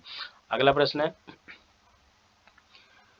तीर्थकर सब संबंधित है, जैन धर्म से संबंधित है, बिल्कुल सही है। अगला प्रश्न है, निम्नलिखित में से कौन एक जैन तीर्थकर नहीं है। इसमें 4 ऑप्शन दिए गए हैं, यानी चंद्र प्रभु, नाथ मुनि, नेमी और संभव इसमें नहीं है। इसका सही उत्तर बी है, बिल्कुल सही है, यानी नाथ मुनि जैन तीर्थकर नहीं थे। विकल्प में दिए गए से सभी जैन तीर्थकर थे, यानी इसका सही उत्तर यानी नाथ मुनि है। अगला प्रश्न है, प्रभासगिरी जिनका तीर्थ स्थल है वे हैं। इसमें बी ऑप्शन बिल्कुल सही है, यानी जैन। इसका बिल्कुल सही है। प्रवासगिरी उत्तर प्रदेश के कौशाम्बी में स्थित जैन तीर्थ स्थल है। कौशाम्बी का प्रवासगिरी स्थल छठवें जैन तीर्थकर महाप्रभु पद्म प्रभु से संबंधित है। इसका सही उत्तर बी बिल्कुल सही है। अगला प्रश्न, 9वां प्रश्न है, इसमें सूची दी गई जिसमें एक स्थल है संबंधित उनके तीर्थकर पूछे गए हैं। इसमें सही उत्तर आंसर पर चर्चा करते हैं। सीधा उसका आंसर है सी, इसका सही उत्तर है। इसमें श्रावस्ती जो है वो संभवनाथ से संबंधित है। कांकदी इसे सुविधानाथ यानी पुष्य दंत से संबंधित है। अयोध्या जो है ऋषभनाथ से संबंधित है। पवोसा पद्म प्रभु यानी पद्म प्रभ से संबंधित है। इसका सही उत्तर सी बिल्कुल सही है। अगला प्रश्न है, कुंडलपुर जन्म स्थान है। कुंडलपुर जन्म स्थान है, इसके 4 ऑप्शन दिए गए। इसका सही उत्तर सी यानी महावीर स्वामी का है। यानी जैन धर्म के 24वें तीर्थकर महावीर स्वामी का जन्म जो कुंडग्राम या कुंडलपुर में वैशाली के निकट लगभग 599 ईसा पूर्व में हुआ था। इनकी माता त्रिशला वैशाली के लिच्छवी गणराज के मुख्य चेटक की बहन थी और पिता जो थे वो सिद्धार्थ थे, ग्रातक क्षत्रियों के संघ प्रधान थे। अगला प्रश्न है, महावीर स्वामी को किस नदी के तट पर ज्ञानोदय प्राप्त हुआ था। इसमें 4 ऑप्शन दिए गए हैं जिसमें डी बिल्कुल सही है, ऋजुपालिका यानी डी ऑप्शन इसका बिल्कुल सही है। जैन धर्म में पूर्ण ज्ञान के लिए कैवल्य शब्द का प्रयोग किया गया है। महावीर स्वामी को 12 वर्षों की कठोर तपस्या तथा साधना के पश्चात द्रव्यका ग्राम के समीप ऋजुपालिका नदी के तट पर 1 साल वृक्ष के नीचे कैवल्य पूर्ण ज्ञान प्राप्त हुआ था। फलतः वे कैवलिन कहलाए। क्या कहलाए? कैवलिन कहलाए। अगला प्रश्न है, महावीर का प्रथम अनुयायी कौन था। इसमें सही उत्तर है पहला यानी जमाली था। यानी भगवान महावीर का जन्म क्षत्रिय सामंत सिद्धार्थ के यहाँ 599 ईस्वी में हुआ था। इनकी पत्नी यशोदा थी। इनके प्रियदर्शना नामक एक पुत्री उत्पन्न हुई। उसकी पुत्री का विवाह जमाली नाम के क्षत्रिय से हुआ था। इनकी पुत्री का जो विवाह हुआ था वो जमाली नाम के क्षत्रिय से हुआ था। बाद में महावीर स्वामी का अनुयायी बन गया था। यही इनका अनुयायी बन गया था पहला, यही उनका प्रथम शिष्य था। अगला प्रश्न है, त्रिरत्न सिद्धांत, सम्यक धारण, सम्यक चरित्र, सम्यक ज्ञान जिस धर्म की महिमा है वह है जैन धर्म। इसका सही उत्तर जैन धर्म है। अगला प्रश्न है, निम्नलिखित में से कौन सा धर्म विश्व विनाशकारी यानी प्रलय की अवधारणा में विश्वास नहीं करता है। इसमें सही उत्तर जैन धर्म है यानी बी बिल्कुल सही है। यानी जो विश्व विनाशकारी प्रलय की अवधारणा में विश्वास नहीं करता है। जैन धर्म ईश्वर की परिकल्पना नहीं की गई है। इसके अनुसार जगत की सृष्टि नहीं की गई है। संसार नित्य और शाश्वत है। इसमें किसी समय प्रलय नहीं होता है, ये इनका मानना है जैन धर्म। इसका सही उत्तर बी बिल्कुल सही है। जैन धर्म का आधारभूत बिंदु है। इसमें सही 4 ऑप्शन दिए गए जिसमें सही उत्तर है अहिंसा। यानी अहिंसा जैन धर्म का आधारभूत बिंदु है। जैन धर्म में सम्यक चरित्र के अंतर्गत परिव्राजकों तथा तापसों के लिए अहिंसा, सत्य, अस्तेय, ब्राह्मण एवं अपरिग्रह नामक पंच महाव्रत की व्यवस्था की गई। किसकी? पंच महाव्रत की व्यवस्था की गई है। इसका सही उत्तर सी बिल्कुल सही है। अगला प्रश्न है, प्रारंभिक जैन साहित्य निम्नलिखित में से किस भाषा में लिखे गए थे। यानी प्रारंभिक जैन साहित्य, इसका सही उत्तर अर्ध मगधी में। इसका पहला ऑप्शन बिल्कुल सही है ये। यानी प्रारंभिक धार्मिक जैन ग्रंथ प्राकृत की विशिष्ट शाखा अर्ध मगधी में लिखे गए थे। इनके 12 अंग अर्ध मगधी में है। बाद में जैन धर्म में प्राकृत भाषा को अपनाया गया था। बाद में प्राकृत भाषा को अपनाया गया था। 6वीं शताब्दी में गुजरात में वल्लभी नामक स्थान अंत्य रूप से संकलित किए गए। आज जैन साहित्य लगभग सभी भाषाओं में अनुदित है। अगला प्रश्न है, किस जैन सभा में अंतिम रूप से श्वेतांबर आगम का संपादन हुआ। किस जैन सभा में? इसका सही उत्तर जो है वो डी यानी पाटलिपुत्र में है। 4वीं शताब्दी ईसा पूर्व में चंद्रगुप्त मौर्य के शासनकाल में पाटलिपुत्र में प्रथम जैन सभा या सम्मेलन का आयोजन हुआ था जिसमें श्वेतांबर आगम का संपादन हुआ। इसका सही उत्तर डी बिल्कुल सही है। अगला प्रश्न है, यापनीय किसका संप्रदाय था। यापनीय, इसका सही उत्तर है जैन धर्म का। यानी यापनीय जो था वो जैन धर्म का एक संप्रदाय था जिसकी उत्पत्ति यद्यप दिगंबर संप्रदाय से हुई थी तथा वे कतिपय श्वेतांबर मान्यताओं का भी पालन करते थे। किसका? श्वेतांबर मान्यताओं का भी पालन करते थे। इसका सही उत्तर डी बिल्कुल सही है। अगला प्रश्न, आजीवक संप्रदाय के संस्थापक थे। आजीवक संप्रदाय के संस्थापक कौन थे? इसका सही उत्तर है मक्खली गोसाल। सी बिल्कुल इसका सही है। मक्खली गोसाल प्रारंभ में महावीर के शिष्य थे किंतु बाद में मतभेद के चलते उन्होंने महावीर की शिष्यता जो त्याग दी थी। आजीवन नामक स्वतंत्र संप्रदाय की स्थापना की। उसके बाद उन्होंने आजीवक नामक स्वतंत्र संप्रदाय की स्थापना कर ली। इनका मत जो है ना नियतिवाद कहा जाता है, जिनके अनुसार संसार की प्रत्येक वस्तु भाग्य द्वारा पूर्व निर्दित एवं संचालित होती है। किसके द्वारा? भाग्य द्वारा संचालित होती है। ये किसने कहा? ये मक्खली गोसाल है, जो किनके शिष्य थे, पहले अब नहीं रहे थे। बाद में उन्होंने अपना जो है आजीवक नामक स्वतंत्र संप्रदाय की स्थापना कर ली थी। अगला इसका उत्तर सही सी है। अगला प्रश्न है, निम्नलिखित में से किसने प्रतिपादन किया कि भाग्य ही सब कुछ निर्धारित करता है, मनुष्य असमर्थ होता है? ये किसने कहा था? आजीवक संप्रदाय ने, आजीवकों ने यह कहा था। अगला प्रश्न है, इसमें सूची दी गई है जिसमें सूची 1 और सूची 2 दी गई, जिसका मिलान करना है। इसमें पहले में आचार है, दूसरे में सिद्धांत दिए गए हैं, जिसका सही उत्तर यानी आंसर पर चर्चा कर लेते हैं।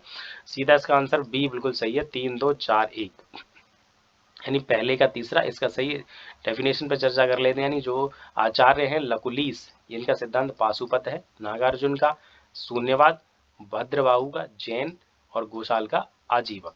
अगला प्रश्न, उत्तर प्रदेश में बौद्ध एवं जैनियों दोनों की प्रसिद्ध तीर्थ स्थली है। बौद्ध और जैनियों दोनों की प्रसिद्ध तीर्थ स्थली कहाँ पर है? 20 का बिल्कुल सही उत्तर कौशाम्बी, यानी प्रयागराज इलाहाबाद के दक्षिण पश्चिम में 34 मील की दूरी पर स्थित कोसम नामक स्थान पर प्राचीन काल की कौशाम्बी थी। यानी वैदिक जैन साहित्य में अनेक प्रकार की कौशाम्बी का उल्लेख मिलता है।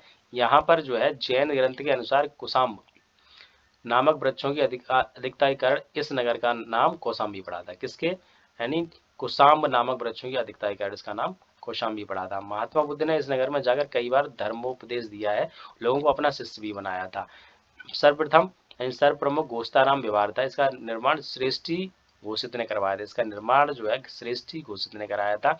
जैन धर्म के छठवें तीर्थकर पद्म प्रभु यानी का प्रसिद्ध मंदिर प्रभासगिरी भी यहीं अवस्थित है। यानी किसके? छठवें तीर्थकर जो प्रथम प्रभु हैं, इनका जो मंदिर है प्रभासगिरी भी यहीं अवस्थित है। इसका सही उत्तर बी बिल्कुल सही है। अगला प्रश्न है, सरवण बेलगोला में गोमतेश्वर की विशाल प्रतिमा किसने स्थापित करवाई थी? इसका सही उत्तर ए बिल्कुल सही, चामुंड राय ने करवाई थी। इसका पहला ऑप्शन बिल्कुल सही है, चामुंड राय। यानी सरवणबेलगोला कर्नाटक में स्थित है। यह कर्नाटक में स्थित, यहाँ गंग शासक रक्षमल चतुर्थ पंचमल के शासनकाल में चामुंडराय नामक मंत्री ने लगभग 981 ईस्वी में बाहुबली गोमतेश्वर की विशालकाय जैन मूर्ति का निर्माण कराया। बाहुबली प्रथम जैन तीर्थकर ऋषभदेव के पुत्र माने जाते हैं। जो बाहुबली थे वो प्रथम जैन तीर्थकर ऋषभदेव के पुत्र माने जाते हैं। अन्य तीनों कथन बिल्कुल सही हैं। इसका बिल्कुल सही उत्तर जो है वो चामुंडराय है। किसने स्थापित कराई थी? चामुंडराय ने। अगला टॉपिक है शैव तथा भागवत धर्म, इससे संबंधित प्रश्नों पर चर्चा करेंगे। इसमें पहला प्रश्न है जिसमें सूची दी गई है, जिसमें देवता है तो इनकी पहचान सूची यानी सेकंड सूची में दिया गया, जिसका मिलान करना है। इसका सही आंसर पर सीधा चर्चा कर लेते हैं। इसका उत्तर बी बिल्कुल सही है, जो कि 2 1 4 3 है। इसमें जो कहा गया यानी देवता शिव है, इनकी पहचान त्रिशूल से है। विष्णु की इनकी चक्र से है। गणेश की यानी रस्सी या फंदा, और सरस्वती की वीणा से पहचान है। बिल्कुल। अगला प्रश्न, अर्धनारीश्वर मूर्ति में आधा शिव आधा पार्वती प्रतीक है। इसका सही उत्तर जो है वो देव और उसकी शक्ति का योग है, यानी सी बिल्कुल इसका सही उत्तर है। प्राचीन काल में अर्धनारीश्वर के रूप में शिव की परिकल्पना की गई है, जो पुरुष एवं प्रकृति अथवा देव तथा उसकी शक्ति के योग को दर्शाता है। शिव और पार्वती की संयुक्त मूर्तियां गुप्त युग में और उनके परवर्ती युग में विशेष रूप से उकेरी गई थी। कब? गुप्त युग में और उनके परवर्ती युग में। इसी संयोग का वर्णन कालिदास ने कुमार संभवम में अत्यंत यत्न पूर्वक किया है। शिव और पार्वती का परस्पर इतना तादात्म्य हुआ कि दोनों की सन्निहित मूर्तियां अर्धनारीश्वर के रूप में समाज में चल पड़ी। इसका सही उत्तर जो है सी बिल्कुल सही है, देव और उसकी शक्ति का योग। अगला प्रश्न है, नयनार कौन थे? नयनार कौन थे? इसका 4 ऑप्शन दिए गए, जिसमें बी ऑप्शन बिल्कुल सही है, शैव धर्मानुयायी थे। यानी नयनार जो थे वो शैव थे, धर्म को मानने वाले थे। पूर्व मध्यकाल में भक्ति भावना का प्रचार प्रसार मुख्यतः दक्षिण भारत में विशेषकर तमिल भाषी क्षेत्र में हुआ।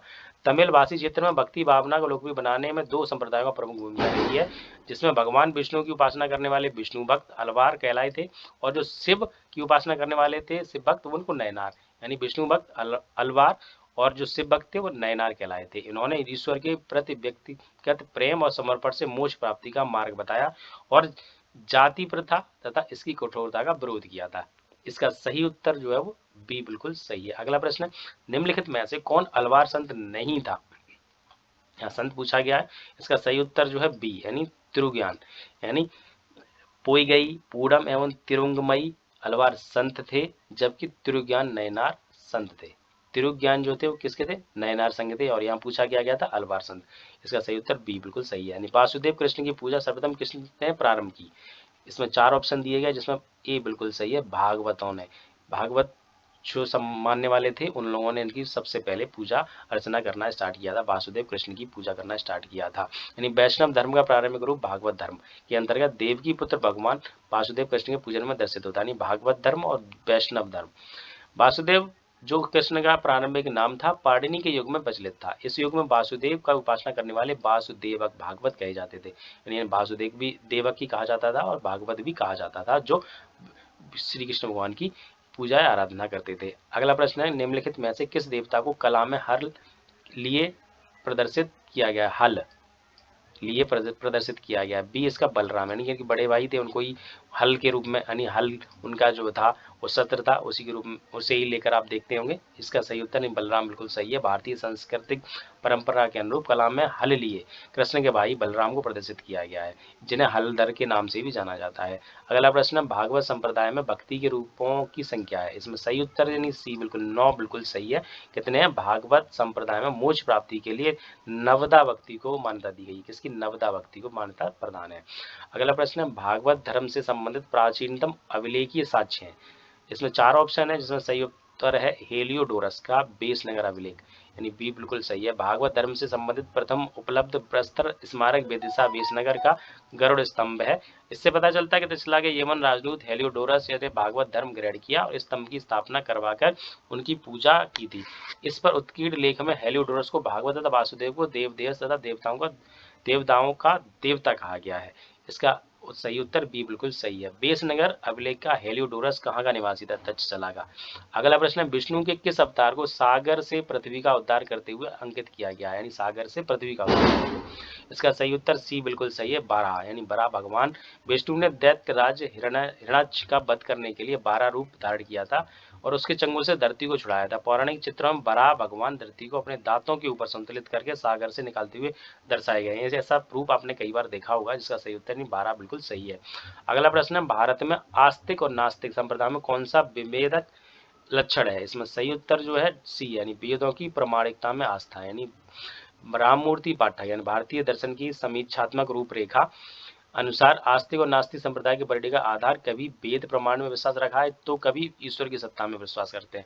परलोक की मान्यता भी इस वर्गीकरण का आधार रही है, किंतु वेद प्रमाण में विश्वास ही इस वर्गीकरण का सर्वसम्मत आधार बना। अर्थात आस्तिक संप्रदाय वे हैं जो वेदों की प्रामाणिकता को मानते हैं तथा नास्तिक संप्रदाय वे हैं जो वेदों की प्रामाणिकता को नहीं मानते हैं। इसका सही उत्तर बिल्कुल सही, सी बिल्कुल सही है। अगला प्रश्न है, निम्नलिखित में से कौन मोक्ष के साधन के रूप में ज्ञान, कर्म तथा भक्ति को समान महत्व देता है? इसमें सही ऑप्शन, इसमें तीसरा ऑप्शन भगवत गीता बिल्कुल सही है। भगवत गीता में मोक्ष के साधन के रूप में ज्ञान, कर्म तथा भक्ति को समान महत्व दिया गया है, जबकि अद्वैत वेदांत में शंकराचार्य ने केवल ब्रह्म को सत्य माना है। किसने? अद्वैत वेदांत में शंकराचार्य ने केवल ब्रह्म को सत्य माना है, ईश्वर को नहीं। वेदांत में केवल भक्ति की प्रधानता है। विशिष्ट द्वैतवाद वेदांत में भी केवल भक्ति को महत्व दिया गया है। मीमांसा केवल कर्म का प्रतिपादन करता है, यानी मीमांसा केवल कर्म का प्रतिपादन करता है। इसका सही उत्तर, इस प्रश्न का सही उत्तर जो है वो सी बिल्कुल सही है। अगला प्रश्न, निम्नांकित में से कौन प्रस्थान त्रयी में सम्मिलित नहीं है? इसमें 4 ऑप्शन दिए गए, जिसमें पहला ऑप्शन बिल्कुल भागवत बिल्कुल सही है। उपनिषद, ब्रह्मसूत्र तथा भगवत गीता को वेदांत की प्रधान त्रयी कहा जाता है, क्योंकि वे वेदांत के सर्व प्रमुख ग्रंथ हैं। इनमें से उपनिषद मूल प्रस्थान है और शेष 2 उन पर आधारित माने जाते हैं। अगला प्रश्न है, वह प्राचीन स्थल जहाँ 60,000 मुनियों की सभा में संपूर्ण महाभारत कथा का वाचन किया गया था। इसका सही उत्तर जो है नैमिषारण्य। इसका सही उत्तर डी बिल्कुल सही है, यानी उत्तर प्रदेश के सीतापुर जनपद के नैमिषारण्य में 60,000 मुनियों का निवास माना जाता है। यहाँ पर सुत गोस्वामी ने सौनक अन्य मुनियों के समक्ष संपूर्ण महाभारत कथा का वाचन तब किया था जब वे यज्ञ संपन्न कर रहे थे। उनके पूर्व महाभारत कथन का वाचन वैशंपायन ने राजा जनमेजय के लिए किया था। इसका सही उत्तर डी बिल्कुल सही है। अगला प्रश्न है, रामायण के किस कांड में राम और हनुमान की पहली भेंट का वर्णन है? यानी जो राम और हनुमान की जो पहली भेंट हुई थी, इसका किस कांड में इसका वर्णन है? इसमें 4 ऑप्शन दिए गए हैं। इसमें ऑप्शन में सही उत्तर ए बिल्कुल सही है। किस पर? यानी किष्किंधा कांड। इसका बिल्कुल सही उत्तर बिल्कुल सही ए है। रामायण के रचयिता वाल्मीकि थे और संस्कृत भाषा में रचित इस काव्य में कुल 7 कांड है। इसका चौथा कांड किष्किंधा कांड है, जिसमें राम और हनुमान की भेंट हुई, यानी का और बाली वध और सुग्रीव के वानर शासक बनने का वर्णन मिलता है। किसके? चौथे कांड में, जिसे किष्किंधा कांड कहा जाता है। अगला प्रश्न है, नासिक में कुंभ मेला, नासिक में कुंभ मेला निम्न में किस नदी के तट पर लगता है? इसमें सही उत्तर जो है गोदावरी नदी पर के तट पर लगता है। नासिक में प्रत्येक 12 वर्ष के अंतराल पर कुंभ मेला गोदावरी नदी के तट पर लगता है। कुंभ मेला नासिक के अतिरिक्त हरिद्वार में गंगा तट पर, कहाँ पर नासिक कुंभ मेला कहाँ कहाँ लगता है? नासिक के अतिरिक्त हरिद्वार में गंगा तट पर लगता है, प्रयागराज प्रयाग में गंगा और यमुना विलुप्त सरस्वती के संगम स्थल पर लगता है, और साथ ही उज्जैन में क्षिप्रा नदी के तट पर लगता है कुंभ मेला। इस प्रश्न का सही उत्तर डी बिल्कुल सही है। इस भाग में आप इतना ही। अगले भाग में 6ठी शताब्दी ईसा पूर्व से संबंधित अगले प्रश्नों पर चर्चा की जाएगी। इस भाग में इतना ही। इसके लिए धन्यवाद।